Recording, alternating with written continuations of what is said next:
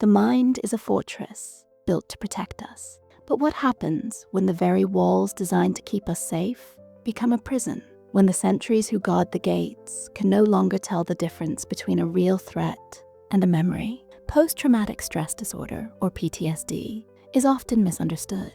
We think of it in terms of loud, dramatic moments, the flashbacks and nightmares that play out like a movie. But the reality is often much quieter. It's a silent hum of anxiety beneath the surface of everyday life. It's a series of subtle shifts in behavior, reflexes and reactions that you or someone you love might be doing without ever realizing why. These aren't choices. They are the echoes of a past event, rippling into the present. Today, we're not focusing on the symptoms you've already heard about. We're pulling back the curtain on the quiet, unconscious habits that are born from trauma.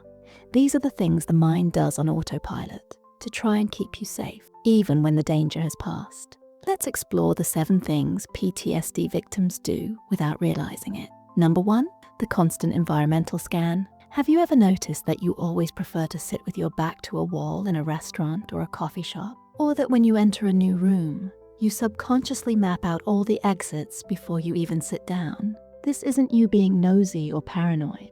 This is a behavior called hypervigilance. On the surface, it looks like simple alertness, but it's much more than that. It's your brain, specifically a part called the amygdala, stuck in survival mode. The amygdala is your brain's smoke detector. In a healthy brain, it goes off when there's a real fire. But after a trauma, that smoke detector becomes incredibly sensitive. It starts going off for burnt toast, for a candle, for anything that even remotely smells like smoke. So you find yourself constantly scanning your surroundings, not for anything specific, but for everything. Your ears perk up at a car backfiring down the street. You might startle easily, jumping when a door slams, or when someone comes up behind you unexpectedly. People might call you jumpy or on edge. You might even think of yourself that way. But it's not a personality trait. It's a nervous system that has learned that danger can appear at any moment, from any direction. It's a mind that can no longer trust the concept of safety, so it assigns you the exhausting, full-time job of being your own bodyguard. You are not living in the present moment. You are perpetually bracing for a past that has already happened. Number 2, the glass wall of emotional numbing. This one is particularly difficult because it can feel like you're losing yourself. You might be at a birthday party, surrounded by people you love who are laughing and celebrating, but you feel nothing. You can see their joy. You understand it intellectually, but you can't feel it. It's like you're watching your own life through a thick pane of glass. This is emotional numbing, or detachment. When the brain experiences something too painful to process, one of its defense mechanisms is to turn down the volume on all emotions. The problem is, it doesn't have a selective dial. It can't just turn down fear, or grief, or horror to protect you from the intense lows. It has to mute the highs as well. So love, joy, excitement, they all become faint and distant. You might find it hard to connect with people. You might hear good news and feel a strange emptiness. You might stop enjoying hobbies and activities that once brought you happiness. It's a strange paradox. To protect itself from feeling the worst,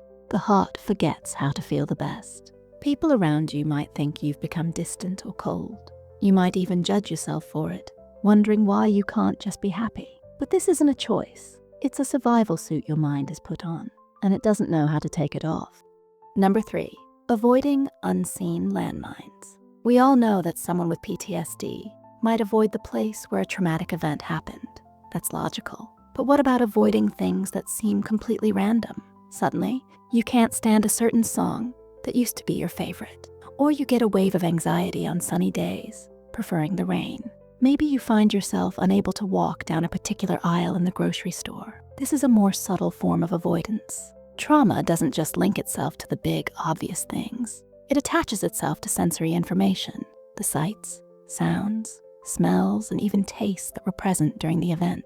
Your conscious mind might not remember these details, but your subconscious does. That song might have been playing quietly in the background. That specific brand of soap might have been the smell in the air. This is why triggers can be so confusing. You feel a sudden, overwhelming urge to leave a situation, a spike of panic that comes out of nowhere, and you have no idea why. Your body is reacting to a hidden landmine that your conscious mind didn't see. Your world doesn't shrink all at once. It shrinks one, no, at a time for reasons you can't quite name.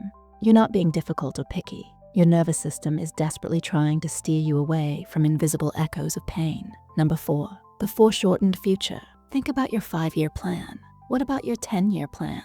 For many people, these are exciting questions. For someone struggling with the aftermath of trauma, these questions can be met with a complete blank. It's not that they don't have ambitions, it's that the future feels like a foreign country they'll never visit. This is known as a foreshortened future. Trauma fundamentally shatters your belief in a safe and predictable world. It teaches you, on a cellular level, that everything can change in an instant.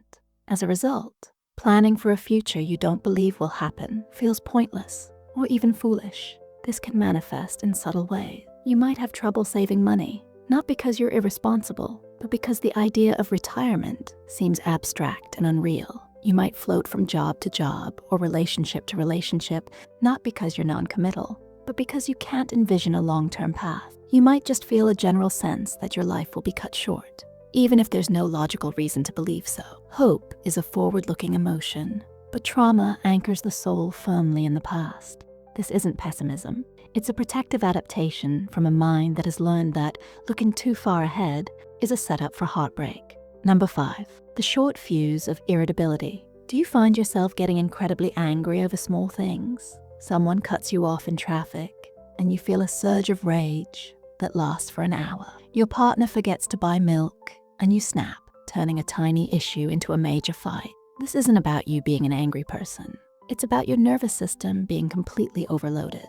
Think of your emotional capacity like a cup. For most people, the cup is mostly empty, with plenty of room to handle daily frustrations. A little spilled coffee, a slow driver, these things barely fill the cup. But when you have PTSD, your nervous system is in a constant state of fight or flight. Your cup is already full to the brim with stress hormones like adrenaline and cortisol. It's overflowing. So when that one tiny extra drop of frustration comes along, it causes a massive spill. The reaction is completely out of proportion to the event.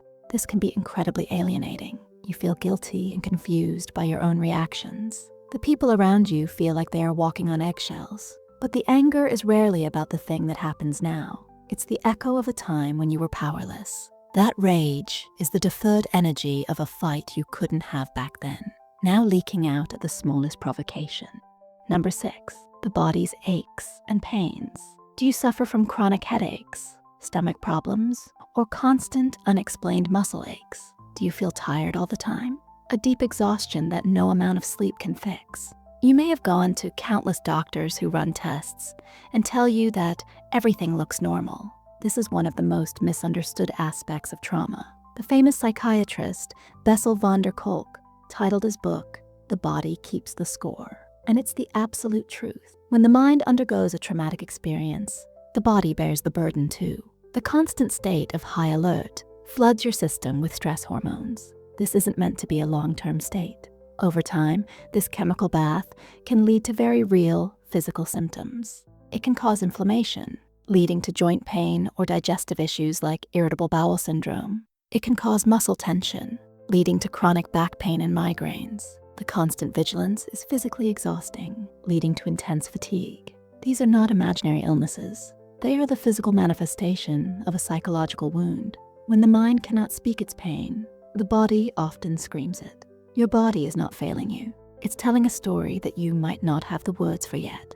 Number 7, pushing good things away. This is perhaps the most heartbreaking and confusing behavior of all. You finally meet a kind, stable partner, and you find a reason to end it. You get offered your dream job, and you start showing up late until you're let go. Life starts to feel calm and peaceful, and you feel a desperate urge to create chaos. This is a form of self-sabotage, and it comes from a place of deep, unconscious belief. For one, a person who has experienced trauma may not feel they are worthy of happiness. They may carry a sense of being broken or tainted, and subconsciously believe they don't deserve good things. But there's another stranger reason. When chaos, fear, and high alert have been your normal for so long, peace and stability can feel terrifyingly unfamiliar. Your nervous system doesn't know what to do with calm. It's so used to scanning for threats that in the absence of a real one, it can feel like something is wrong. The calm feels like the before part of another after. So You might unconsciously recreate chaos or push away happiness